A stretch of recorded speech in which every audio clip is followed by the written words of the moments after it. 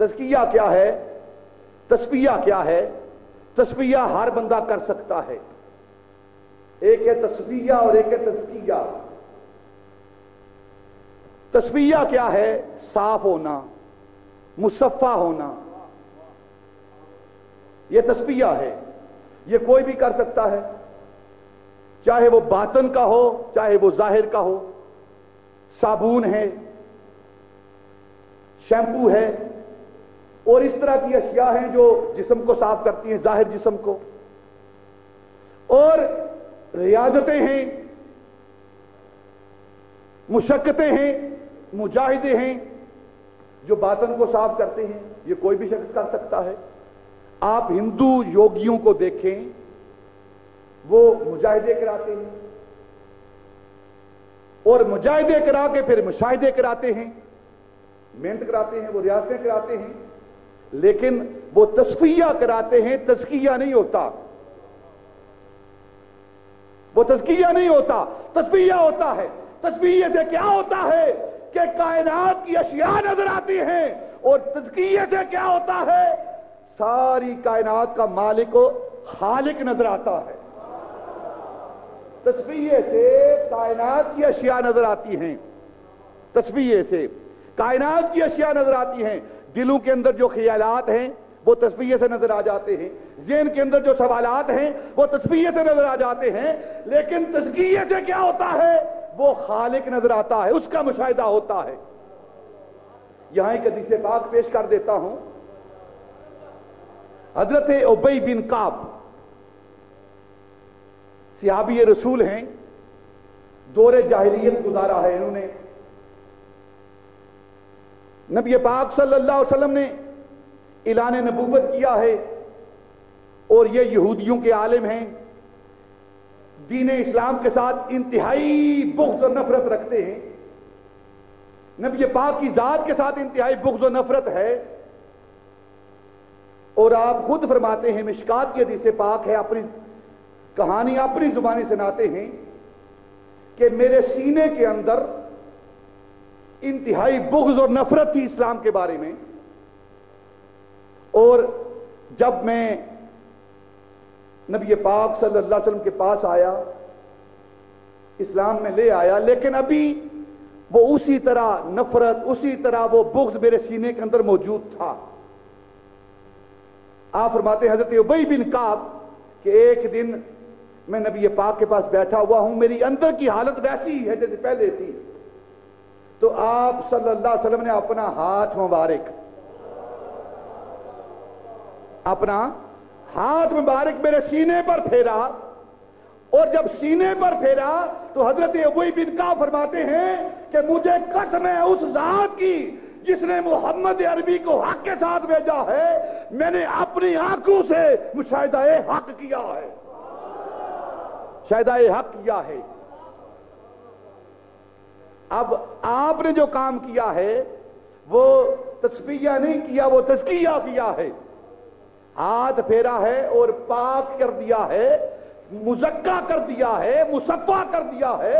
اور کیسا تزکیہ کیا ہے کہ انسان کے اندر یہ صلاحیت پیدا ہو گئی ہے کہ وہ اللہ رب العزت کی ذات کا مشاہدہ کرنے والا بن گیا ہے. تو جو تصفیہ ہوتا ہے اس سے دنیا کی اشیاء دیکھ لیتا ہے، لیکن جو تزکیہ ہوتا ہے وہ خالق اور مالک کے مشاہدے کا ذریعہ بنتا ہے. حضرت ابو سفیان آپ فرماتے ہیں میں اسلام لے آیا، فتح مکہ ہوئی، اسلام لے آیا، لیکن جو زمانہ جاہلیت کی رعونت میرے اندر تھی، کیونکہ سردار تھے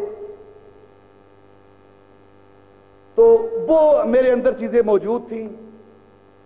اندر سے جس طرح مجھے ماننا چاہیے وہ میں نہیں مانتا تھا. حضرت ابو سفیان کہہ رہے ہیں یہ نبی پاک کوئی حکم دیتے، کوئی بات کرتے تو میرے دل کے اندر تردد رہتا کہ یہ ہمارا بچہ ہے، ہم سے چھوٹا ہے، ہم قافلے کے اپنے امیر ہیں، ہم بڑے ہیں. تو وہ اسلام لانے کے باوجود وہ چیزیں اندر موجود تھی، زمانہ جاہلیت تھی. تو ایک دن نبی پاک کی بارگاہ میں عرض کی، یا رسول اللہ اسلام تو لے آیا ہوں لیکن ابھی تک وہ زمانہ جاہلیت کا گند میرے اندر موجود ہے۔ میرے آقا تاجدار مدینہ جو مزکی کائنات ہیں، کائنات کو پاک کرنے والے ہیں اور کائنات کے اندر تزکیہ کرنے والے ہیں، آپ نے ابو سفیان کی پشت پر ہاتھ پھیرا اور حضرت ابو سفیان فرماتے ہیں کہ جو ہی رسول اللہ نے مس کیا اس کے بعد میرا سینہ ایسا ٹھنڈا ہوا کہ کبھی بھی کوئی بات میرے سینے کے اندر نہ آئی جو مصطفیٰ نے فرمائی ہو اور میرا سینہ قبول نہ کرتا ہو۔ نبی پاک صلی اللہ علیہ وسلم کی ذات پاک کرنے کے لیے مزکی بن کر اس کائنات کے اندر آپ تشریف لائے ہیں۔ جس کو تزکیہ چاہیے، جس کو پاکیزگی چاہیے، اسے چاہیے کہ وہ مصطفیٰ کے در پر جھک جائے۔ ایک اور حدیث پاک پیش کرتا ہوں۔ ایک صحابی، ایک شخص نبی پاک صلی اللہ علیہ وسلم کی بارگاہ میں آپ تزکیہ کرنے کے لیے، پاک کرنے کے لیے اس کائنات کے اندر تشریف لائے ہیں۔ اللہ رب العزت نے یہ منصب آپ کو عطا کیا ہے۔ وہ صحابی، وہ شخص آیا، ابھی نیا نیا اسلام کے اندر داخل ہوا ہے، زمانہ جاہلیت کے سارے معاملات، سارے افعال اس کے اندر موجود ہیں۔ تو ایک دن جو ہاتھ پر عہد کیا تھا، وعدہ کیا تھا نبی پاک کی ذات کے ساتھ اسلام لاتے ہوئے کہ کفر نہیں کروں گا، شرک نہیں کروں گا، زنا نہیں کروں گا، شراب نہیں پیوں گا، بتوں کے آگے نہیں جھکوں گا، جب یہ وعدہ کر لیا تو پھر ایک دن آیا اور عرض کرنے لگا، یا رسول اللہ میرے دل کے اندر ایک خیال غالب آ رہا ہے، میرے سینے کے اندر ایک خیال جنم لے رہا ہے، جو زمانہ جاہلیت کی عادات ہیں وہ میرے سینے کے اندر ابھر رہی ہیں، جوش مار رہی ہیں۔ آپ نے پوچھا کیا خیال غالب آ رہا ہے؟ تو وہ کہنے لگا، یا رسول اللہ میرا دل کرتا ہے زنا کرنے کو۔ دیکھیں کیسے مزکی رسول ہیں۔ کسی عام شخص کے سامنے زنا تو کسی ماں کے ساتھ کرے گا، کسی کی ماں کے ساتھ کرے گا، تو چاہتا ہے کہ تیری ماں کے ساتھ یہ کام ہو؟ اس نے کہا یا رسول اللہ میں نہیں چاہتا یہ۔ آپ نے فرمایا پھر کسی کی بہن کے ساتھ کرے گا، تو چاہتا ہے تیری بہن کے ساتھ یہ عمل کوئی کرے؟ اس نے کہا یا رسول اللہ میں نہیں چاہتا۔ پھر آپ نے فرمایا تو کسی کی پھوپھی کے ساتھ یہ عمل کرے گا، تو چاہتا ہے کہ تیری پھوپھی کے ساتھ یہ عمل ہو؟ اس نے کہا نہیں یا رسول اللہ میں نہیں چاہتا، میں پسند نہیں کرتا۔